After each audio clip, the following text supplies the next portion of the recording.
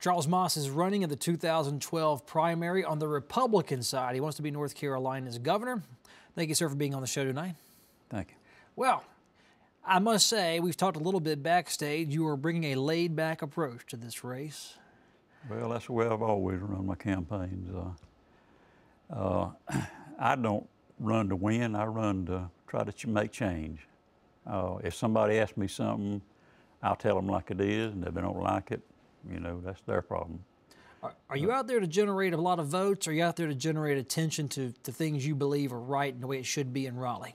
Well, I came within 550 votes of beating Jerry Tillman in Montgomery County in 2004 for the North Carolina Senate, and I won the Soil and Water Office in Randolph County with over 16,000 votes. So people take me serious. They know that I can tell, they can count on what I tell them. That's a big leap to go from a seemingly local office to the biggest office in North Carolina. Why jump all the way to governor as opposed to running for lieutenant governor, maybe the House, maybe the Senate again? Oh, it was just time for it. I was 73 last week, and you know, this is my time. I think we need more mature leadership. It's like a car that we've been on a trip and picked up our leaders halfway there, and then we want to go back where we came from. Well, they don't know how to get there. But I'm 73 years old. I know how we got in this mess, and I know how to get out of it. How do we get in this? What is the mess, and how do we get into it? We really got in this mess by devaluing our money with everything's going on. The price of gas and all is not by supply. It's because your money has been devalued. So inflation. Yeah. And wasteful spending, stuff that really, I think of it as borrowing money to get out of debt, which to me is really foolish. Well, now, how in the state government do you worry about a federal policy? Would you use your governorship to try to influence your Congress members and the senators? Or, I mean, how do you ring that bell in Raleigh when the bell's actually in D.C.? Oh, I've got a motto, and I've used it all along. We need to repent. And I mean by that, we all need to become neighbors again. We need to begin to talk to each other, and both parties, one get off the left wall, one will get off the right wall. Let's meet in the middle and talk this stuff out, and let's get some stuff straightened out for our children and our grandchildren, and not leave them all this debt hanging over them. And there's a lot of things that could be done a whole lot different for the same amount of money, and get a whole lot more done if they would just agree on it. And when I'm not talking all the way about the politician, I'm talking about all of us. All of us need to look in the mirror and examine ourselves and say, how can I make this better, you know? Well, now, let's focus on that Republican primary, since you must win over Republicans before you could defeat any Democrat to take over the governorship. On what issues could Republicans move a little bit towards the Democratic side on to cut a deal? Well, the Deepwater Port down at Wilmington was one thing. The Continental Tire could have been, if they'd worked together a little, wouldn't have went to Georgia. There's a lot of things that they've argued over that could have been worked out, and those jobs could have stayed here.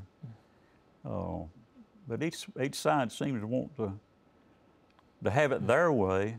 And to me, I was in the Air Force, it's like having two pilots trying to fly the plane going to different directions. And you're never going to get anywhere. Well, say you get to Raleigh, you get in the governor's mansion, you call a meeting with the Democratic leaders. Where would you ask them to give a little on an issue? Which issue do you think they could give on, and you could reach out and get the Republicans to come along and cut a deal, and North Carolina would be better for it? I've been in management. I was a plant manager in Asheboro, and team training. I've been through team training for 40 years, I guess, with Sayer Lee and Haynes and all of them in management. And with team training, I don't hear state government doing much team training. If they get them in a room with a board, with a piece of paper, and just float ideas, have you been in teamwork training, you know, you can solve a lot of problems by getting everybody's ideas on it. And you can meet somewhere to get some of this stuff straightened out. Do you think politicians in Raleigh haven't been educated in team building? Because I know a lot of lawyers and a lot of wealthy people and a lot of experienced people serving right now, and they can't cut a deal. So, and these people have certainly had some sort of corporate training. I think they're too worried about getting reelected, really. I've got a stack of letters I've received from every group you've ever heard of, asking me questions, and they really want to say, will you be on our side? Will you be on our side? Well, I've replied to one of them, and that's the grassroots Second Amendment right to keep and bear arms. That's the only thing we have that will keep us free. But these others, if I replied to all these letters and agreed with them, I'd be like a puppet. And I think our politicians have become puppets. They get elected, they made all these promises, and then do you really live up to them? It comes a time, are you going to back this group or that group? How can you represent the whole people of North Carolina if you're obligated to a special group? And I think that's a whole lot of problems. Are you talking about Democrats only? You talking about Republicans, Democrats and Republicans? I'm talking about all of them, Democrats and Republicans. Well, how does that work when you go into a Republican county dinner and you give a speech and you tell them they're not acting right and they need to cut a deal with Democrats? Well, that's the reason they call me the preacher to the politicians. Now, you are a pastor, correct? I'm a lay pastor, evangelist. I've been a youth pastor at the Baptist church, and I preached in the rest home, I preached on the radio. What do you preach to the politicians? They may not even realize I'm preaching, but I talk just like I've been talking to you. I tell them, you know, is there any way we can make this better? Do we have to take this hard stance one way or the other? And a lot of them really don't want to hear it. They're obligated to the extreme right or the extreme left, and some of them in the middle. They're not going to move out of the middle. But as a preacher, I have to go with God's word, but I don't try to tell people how to live. I don't think we should, the government should dictate morality. I think morality starts with your mom and your daddy, and we need to be more concerned in our schools in teaching morality. And we've got a lot of problems right now with this cheating on the test. The No Child Left Behind stuff. I was going to ask you about the public schools in North Carolina. They've been a certain way for decades, and now you have charter schools that can open up, and if they qualify, can run things pretty much how they want and receive some state funding. What do you think of public schools right now? Are they doing their job in the collective sense? I think that they're doing as best as they can under the rules they've been under. I was an instructor at Richmond Technical Institute, taught auto mechanics, and half our students came from the prison every day. Nobody knew it but me and the other instructor. And we were able to teach them a skill that when they got out of that school, 1 year schooling, they could actually go open up their own shop.